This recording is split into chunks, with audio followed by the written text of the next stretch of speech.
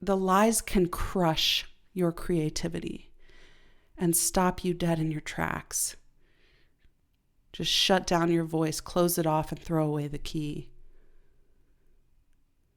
But if you learn to see the light through the keyhole, you see an opening, you see the truth, and you can walk in that direction. Choose to walk in the direction of truth. And that will lead you to excellence. That will lead you to your greatness. That will lead you toward opening up to your full potential. Welcome to Reawaken Your Voice. I'm Lainey Prendeville Crawford, holistic voice coach, singer, song weaver. I believe the song in your heart holds medicine for yourself and for the world. And yet too often, something happens along the way. We shut down our voice and our song goes unsung. Whether you stopped singing years ago or have always harbored an unrealized dream to start, if you're ready to finally give voice to those unsung songs in your heart, then take my hand as I guide you to free yourself from the inner critic, reignite your creativity, find your courage, sing with confidence, and reawaken those dormant parts of yourself aching for a revival. So dust off your songbooks, tune up your guitar, bust out your singing bowls, your shakers, your drum. Actually, all you really need is your voice, your breath, open ears, and an open heart. Let's play. Are you a self-proclaimed perfectionist? Maybe you're a bit of a high achiever, so you always want to put forth your best work. And if it's not your best, then it's not good enough and it's not worth doing. And maybe you just have really high standards for yourself, so you expect a lot of yourself. And that turns into being really hard on yourself when you're not meeting those expectations. I speak from my own experience, of course, but also as someone who has coached singers on this topic over and over again. It's almost like we have to go through these things in order to teach them. It seems like a cosmic joke that I talk about perfectionism, and I help others work through this so much because it for so long held me captive and kept me from doing what I love. So I get it. You want excellence. You want greatness. And your music is worthy of those things. But what I've noticed, what I've learned, is that there's a difference in energy behind perfectionism versus excellence. And it's easy to be fooled. It's easy to be deceived, thinking you're going for excellence, but really you're so caught up, you're so submerged in perfectionism that you're blinded by it. Like I said, I'm a recovering perfectionist myself. It started getting really bad when I was at the height of my opera days, because the level of performance and competition was just so fierce that I was putting a lot of pressure on myself to measure up, so to speak. And once I broke free from all of that and put some distance between myself and the performance lifestyle, I spent some time just creating music on my own, writing songs, playing with my voice again, experimenting with different styles and different ways of vocalizing. And so I found that space of play and creativity and just pure expression again. But I fell into perfectionism again when I was re-emerging from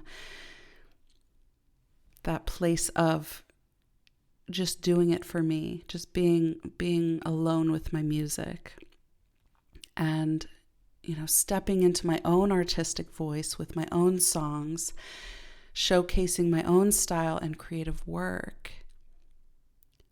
When I stepped into sharing that, it felt even more vulnerable because this was much more authentic to who I am. My own artistic voice, my own music, my own words, my own stories, my own life experiences. So I stayed in hiding for a while there, shying away from the stage and feeling consumed by performance anxiety or stage fright, just being afraid to share my voice with others because I didn't feel like it would meet the expectations of those who knew me as an opera singer. So that perfectionism crept back in, where it's like, if I'm going to share this, it needs to be perfect because the expectations are high. And I finally broke free from that once I unlearned a lot of my habits of putting pressure on the performance aspect of singing. And I could finally get back to the heart of it, back to the heart of play and creativity and expression. I finally developed an awareness around those patterns and those habits of thinking.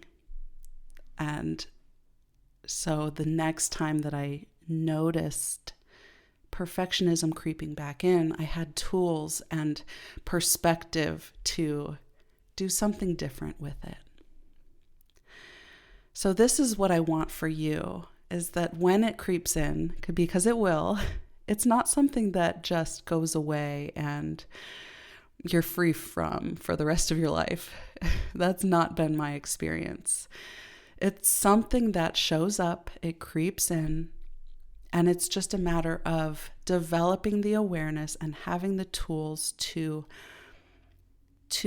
make better choices about what you do next and how you deal with those tendencies of perfectionism. So one of those tools is asking yourself better questions. So I have 3 questions to consider when you find yourself in that place of desiring and working toward greatness, but teetering on the edge of perfectionism. So it's all about discernment. It's about developing that muscle of discernment. So here are some questions to hone and develop that muscle. And I've outlined these 3 questions with a holistic approach in terms of the mind, the body, and the spirit. So I'll walk you through these. You'll get a better idea of what I mean by that as we go. So the first question, number 1, what are you motivated by? This is the spirit piece of the holistic approach. What is your why? Why are you striving towards excellence? Why do you want it to be great? look at the energy behind that, behind your motivation. Is it that you need to prove something? Is it your pride? Is it attached to your self-worth? Or is it respect for the creative work itself and just wanting to do it justice? Is it about self-respect, doing your best work? Now, the energy behind these things, it's either heavy or it's light. Like, if it's really tied up in your self-worth, there's a heaviness to it. Like you're trudging through it, you're pushing your way through. But if it's out of respect for the creative work and for yourself as an artist, there's a certain lightness to it and detachment where you're able to flow more freely through it, if that makes sense. You notice the feeling of the energy behind it, the spirit behind it. Number 2, are you operating under the pressure to perform or the freedom to play? And this is the aspect of the physical body, the body of that holistic approach. So, pressure when singing, the mental or emotional pressure translates to vocal tension, tension in the body, tightness and rigidity in the body, which can be heard in the voice. So this perfectionism is not just something that happens in the mind. It actually transcends that and creeps into the body. So are you pushing and striving with your tone? Are you trying to make your voice do what you want it to do? Fit into a certain mold of what you deem as good enough? Or are you surrendering, allowing the sound to come through, opening up and relaxing into it? Not to say that it's easy, but there is a sense of ease to the tone quality. And we want it to sound easy. Even if we work really hard to develop the vocal technique to do so, when we open our mouths to sing, we want it to sound easy because that translates to the body of the listener. They feel that sense of surrender, opening, relaxation. So pay attention to how you're feeling in your body as you sing. And when you notice the perfectionism creeping in, where do you feel that pressure or that tension in your physical body? And also listen for where you hear it in the voice, because it's all connected. That's why I approach this whole thing from a holistic perspective. As a singer, as an artist, this isn't just about your physical voice. This is about you as a human being, as a whole person, with a heart and with feelings and emotions and with a life that is tied up in all of that. And with thoughts and beliefs and ways of thinking, ways of seeing the world, ways of seeing yourself. You are not just your voice. You are a beautiful, uniquely made human being with a big heart, and a beautiful spirit. So remember that and be gentle on yourself when you are focusing on the vocal technique of the body or the physical instrument itself. Remember these other parts of yourself. Those parts of yourself make up the whole. And the whole being is singing.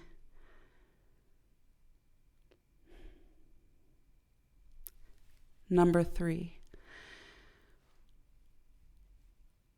Which voice is speaking and which voice are you listening to? So this is the mind. We're talking about the voice of the inner critic versus the voice of inner wisdom. As a woman of faith, I often think about God's voice versus Satan's voice. And there's this meme that floats around out there that compares the two and has different descriptions of what each one sounds like. But the one that's really relevant here is conviction versus condemnation. Is the voice convicting? Is it telling you something for your own good that you know you can do better? Or is it condemning you, telling you you are bad, you can't do this, you're not good enough?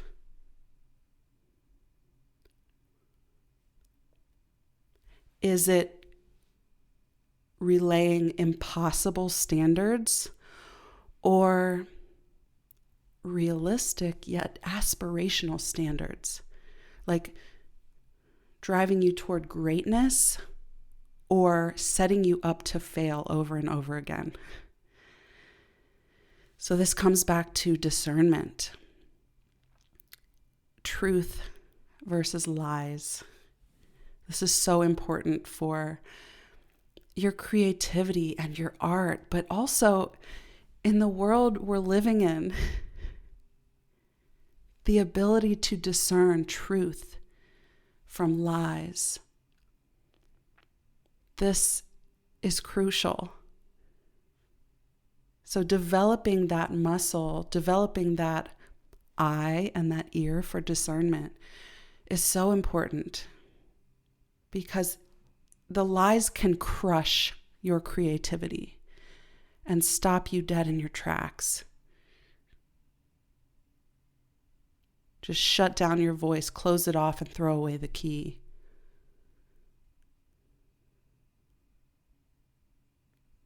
But if you learn to see the light through the keyhole, you see an opening, you see the truth, and you can walk in that direction. Choose to walk in the direction of truth. And that will lead you to excellence. That will lead you to your greatness. That will lead you toward opening up to your full potential and the gifts that you were given and how you were designed to use them. So building that discernment muscle, when you notice the perfectionism creeping in, because you will, you can see the truth around it. You can have an awareness around it. Listen to the energy behind that voice. And then you can see it for what it is and move forward accordingly. So just one more time through those 3 questions. Number 1, what are you motivated by? Number 2, are you operating under the pressure to perform or the freedom to play? Number 3, which voice is speaking, or which are you listening to? So these are 3 questions that you can ask yourself when perfectionism creeps in and you're trying to determine, am I just trying to make this great? Because it's worthy of, you are worthy of greatness. You are capable of greatness and of excellence.